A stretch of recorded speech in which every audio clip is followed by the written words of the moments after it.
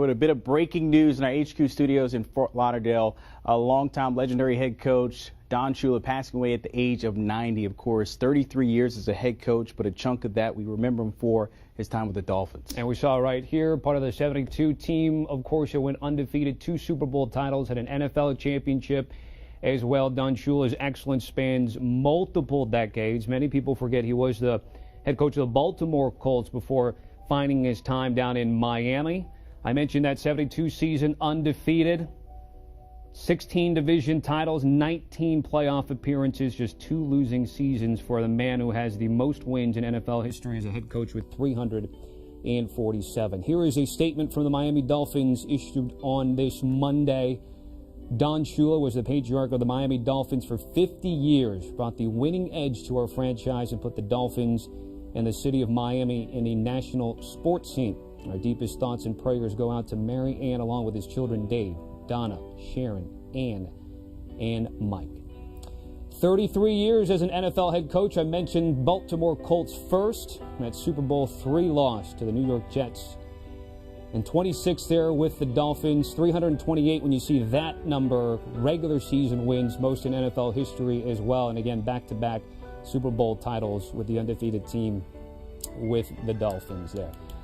For more on this breaking news, let's welcome in our NFL insider, Jason La Canfora. Jason, Don Shula passes away at the age of 90. What's the first thing that comes to mind on what I mentioned was a very illustrious and excellent career? Well, I mean, obviously greatness. You can't tell the story of this league, and we know the NFL has been celebrating, you know, just coming off the celebration of 100 years and all that went into that.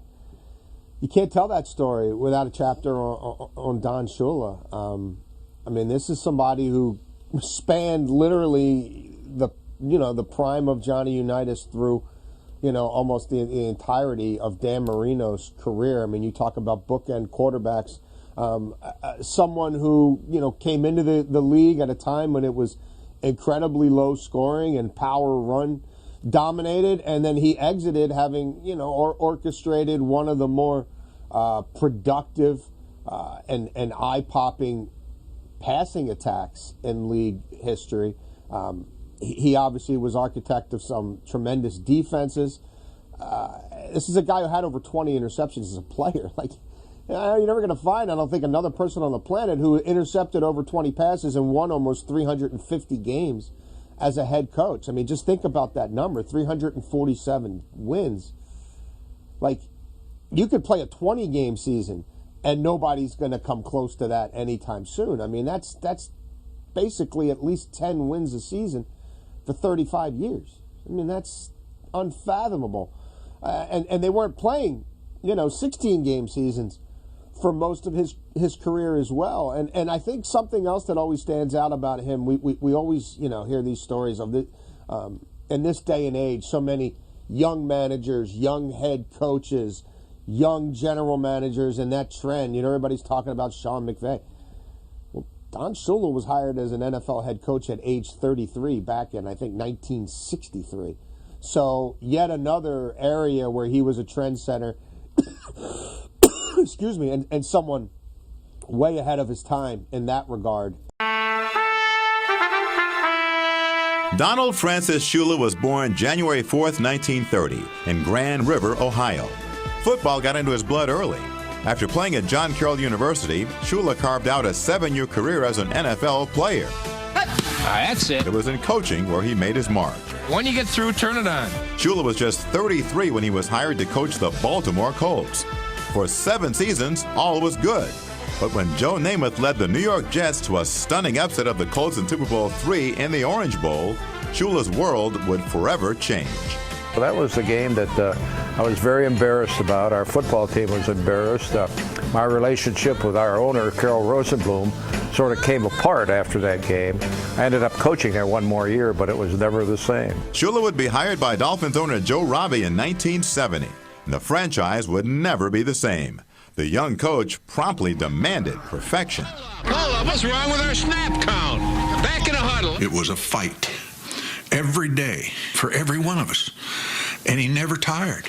Everybody said he was this, he was that. He was possessed. He was like some kind of evil spirit that had endless energy. Soon, the Dolphins would be perfect, going 17-0 in 1972, a record which still stands as the NFL's only perfect season. It took 4 decades, but Shula and his legendary team finally got honored with a trip to the White House. The Dolphin dynasty won back-to-back championships by methodically grinding it out. This is the Vince Lombardi Trophy for the winner of the Super Bowl. But when the Dolphins drafted Dan Marino in 1983, all of that changed. The most competitive player that I think that's ever lined up in the National Football League. That's what made this guy so great. He wanted to win, and he would do everything that he could to help you win the football game. With the most gifted passer in the NFL, Shula turned the Dolphins into an aerial show. They reached the Super Bowl following the 1984 season, but lost to San Francisco, one of Shula's 4 Super Bowl defeats. His 6 Super Bowl appearances are the most of any coach, and so are his 347 wins. After 26 seasons with the Dolphins, Shula retired in 1996. This is the day that you never thought was going to happen. And it wasn't long before a statue was erected in his honor. So we need a drive. We got to put it together. We got to start running with the ball. Pass protecting. Besides football, family also mattered to Shula. Sons David and Mike followed him into coaching, and David would leave to help grow the family business, building a chain of upscale steakhouses into an empire. Shula's first wife, Dorothy, died of breast cancer in 1991. He remarried Mary Ann Stevens in 1993. Shula loved family, but he lived football. As former coach Bum Phillips once said, Shula could take Hidden and beat Yorn, and Yorn and beat Hidden. The ultimate compliment for the ultimate coach. Shula comfortably would settle into the role of elder statesman.